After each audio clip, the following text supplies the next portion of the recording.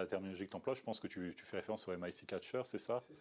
Oui, voilà. Donc, en gros, c'est un appareil pour nos auditeurs qui se dissimule dans un sac à dos, en fait, et qui capte sur un rayon qui est variable en fonction du modèle, qui peut aller de 10 à 20 mètres à peu près, hein, qui capte toutes les données des téléphones mobiles qu'il y a autour, c'est-à-dire qui les trace, donc qui capture les fichiers enregistrés, les contacts, les communications en cours, les SMS, etc. Donc voilà, qui met tout ça dans un disque, dans un fichier, dans un dossier en fait Windows. Et puis bon, le policier rentre et il a toute liberté justement d'aller exploiter tout ce qui a été collecté. Ça, c'est sûr de ça, là, il chope même ce qu'il y a dedans. Oui, d'ailleurs, il y avait même eu un article de presse qui était pas dans le Point, où à un moment la DRPP avait essayé de faire des économies, c'est-à-dire que ça c'était un appareil à l'époque qui était produit par des Américains, par une société américaine qui coûtait environ 50 à 60 000 euros.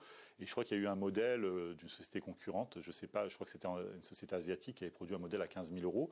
Et ils avaient fourni la DRPP sans mode d'emploi. Et donc, à un moment, la DRPP avait été un peu la risée des médias parce qu'il y avait une fuite où un officier de l'antiterror de la section T1 avait appelé la presse en disant regardez, ils nous ont commandé du matos, mais on ne sait pas s'en servir.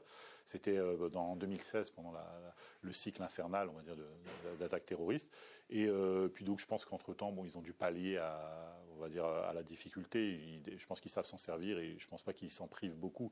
Après, pour répondre à ta question, oui, naturellement, je veux dire, quand tu fais une écoute téléphonique, hein, pour avoir pratiqué ce qu'on appelle le GIC, c'est-à-dire le centre d'écoute, c'était pas ma spécialité, mais j'en ai fait un peu. Je veux dire, quand tu branches un téléphone, tu as accès à toutes les communications. Hein. Le GIC se stoppe pas automatiquement quand on va dire la cible correspond avec son avocat, donc tu as toute liberté d'écouter. Après, tu peux pas retranscrire. Hein, par contre, tu peux pas retranscrire une conversation entre une cible et son avocat.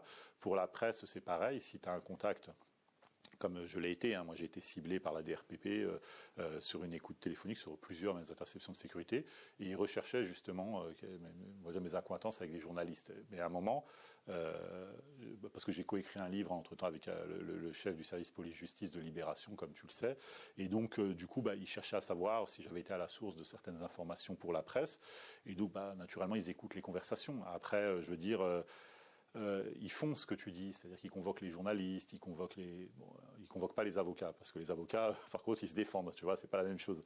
Ils leur disent, voilà, qui est votre source sur tel dossier, qui est votre source, et bon, les journalistes répondent pas la plupart du temps, quoi qu'il y en a qui répondent, attention, il y en a qui disent, tu sais, c'est aussi un commerce, et qui disent, ok, je veux bien vous le dire en off, mais par contre, est-ce que vous me garantissez Bon, bref, mais oui, c'est sûr. En fait, le numérique, c'est-à-dire que les appareils, les MIC Catcher, les écoutes téléphoniques, etc., font pas de filtre. Hein, Quand tu dis ils interceptent les SMS, tout ça, tout. C'est-à-dire que c'est comme si j'avais ton téléphone dans la main, sans mot de passe. Ah bah oui, bien sûr. Ouais, ça chope tout. C'est-à-dire que, tu sais, en France, je crois qu'on en avait déjà parlé. On a une spécialité en France qui nous est enviée par tous les services de renseignement au monde. D'ailleurs, c'est pour ça que la DRM est sur des terrains d'opération comme en Afghanistan ou ailleurs. C'est l'exploitation des hyperfréquences. C'est-à-dire que nous avons inventé, via les sociétés françaises, Thomson, etc., ce qu'on appelle les bandes d'hyperfréquences. Tu sais, tu as des bandes, notamment la bande K, sans entrer dans les détails, qui est la bande OTAN. Et il n'y a que nous qui savons faire. C'est-à-dire qu'aujourd'hui, tous les systèmes de détection, les systèmes radars, etc., ça fonctionne sur justement des fréquences qu'on appelle hyperfréquence ou micro-ondes, hein, c'est exactement la même chose sans entrer dans les détails. Et les techniciens français, les ingénieurs français ont la maîtrise totale des ondes hyperfréquences et on est les seuls. C'est-à-dire que c'est une spécialité que personne ne pourra nous enlever.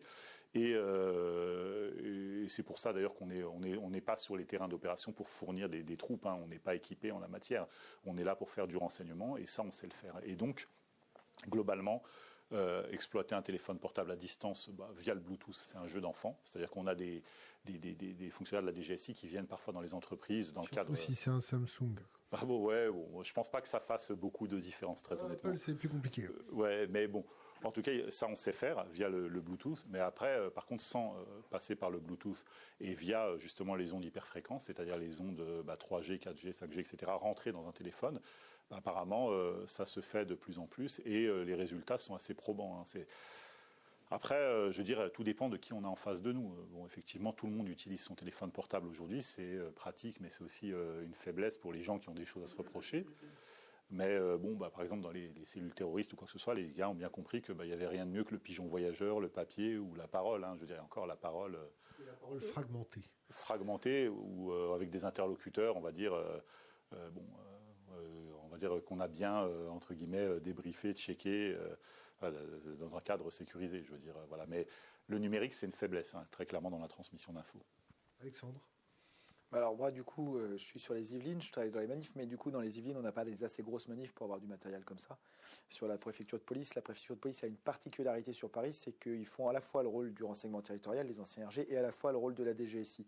Donc en fait, ils ont le matériel et tout le monde peut se mixer. Donc ils sont sous le même commandement, ils ont les moyens de le faire. Vous avez le droit d'en parler de ça, d'ailleurs? C'est-à-dire que c'est des choses, c'est de l'organisationnel qu'on peut trouver sur Wikipédia quasiment en disant voilà, c'est structuré comme ça, c'est structuré comme ça. Enfin, je veux dire, là, il n'y a pas de secret d'État sur le fait qu'ils ont les choses qui peuvent se passer sans difficulté sur Paris. Après, sur les autres endroits de France, c'est plus compliqué parce qu'il y a la DGSI qui a le matériel et le renseignement territorial qui dépend de la sécurité publique où c'est plus compliqué parce que là, il n'y a pas de matériel, on travaille avec pas grand-chose.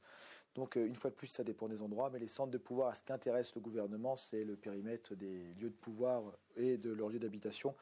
Donc sur Paris, c'est fort probable, mais en tout cas, ils ont la possibilité de le faire. Sur le reste de la France, les manifestations sont soit pas assez grandes, soit c'est une guéguerre de service, donc chacun fait son truc dans son coin.